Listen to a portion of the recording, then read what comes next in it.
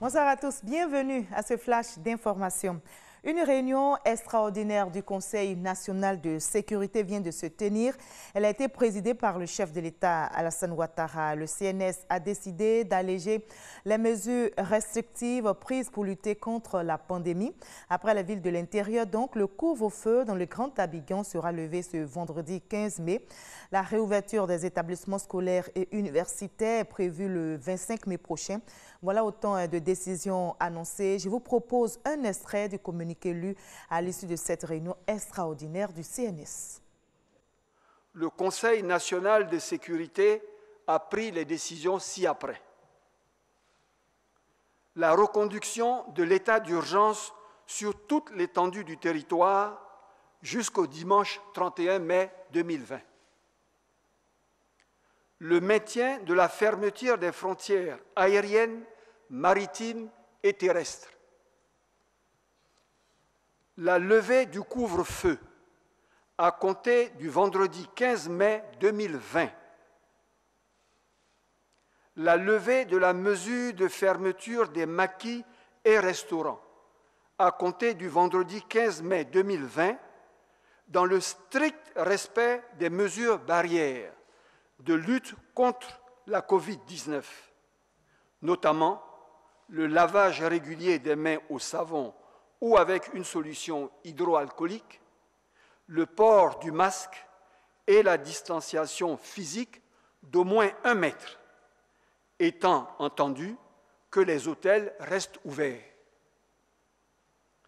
Le maintien de la fermeture des bars, boîtes de nuit, cinémas et lieux de spectacle jusqu'au dimanche 31 mai 2020. Le réaménagement des mesures de restriction de rassemblement de population, initialement plafonnées à 50 personnes, qui passent dorénavant à 200 personnes. Toutefois, au cours de ces rassemblements, les mesures barrières et de distanciation physique devront être scrupuleusement respectées. La réouverture des établissements d'enseignement préscolaire, primaire, secondaire et supérieur à compter du lundi 25 mai 2020, selon des modalités qui seront communiquées par les ministères concernés. Le maintien de l'isolement du Grand Abidjan jusqu'au dimanche 31 mai 2020, avec des contrôles de sécurité et des contrôles sanitaires au point de sortie. Voilà, la Côte d'Ivoire engagée dans la lutte contre le coronavirus, mais aussi l'accent sur la solidarité pour soulager les populations. La ministre Mariatou Koné, chargée de la solidarité, de la cohésion sociale et de la lutte contre la pauvreté, fait le point des actions menées devant les députés. Plus de 12 millions de personnes au total, issues de différentes communes d'Abidjan comme de l'intérieur du pays, ont reçu des dons. Concernant les transferts monétaires, 177 000 ménages ont été ciblés. L'Italie va régulariser des centaines de milliers de travailleurs clandestins indispensables au secteur de l'agriculture. Ce nouveau décret relance vise à soutenir l'économie du pays mise à genoux par la crise du Covid-19.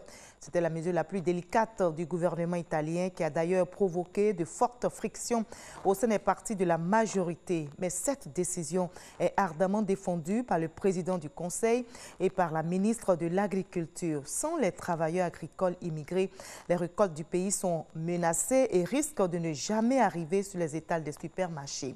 La dernière régularisation massive de quelques 300 000 immigrés remonte à 2009, époque où Silvio Berlusconi était au pouvoir. Le géant pharmaceutique français Sanofi compte distribuer en priorité aux États-Unis d'Amérique un éventuel vaccin contre la COVID-19, sauf si l'Union européenne se montre aussi efficace pour financer son développement. Inacceptable, dénonce le gouvernement français qui a réagi après cette annonce aujourd'hui même. Une telle éventualité a été jugée inacceptable par la secrétaire d'État à l'économie Agnès Pannier qui dénonce tout accès privilégié de tel ou tel pays sous un prétexte économique. On va se retrouver à 20h pour la grande édition, mais je vous propose de suivre le Flash Info, l'info régionale après ce Flash Info pour avoir toutes les nouvelles de nos régions ici en Côte d'Ivoire tout à l'heure.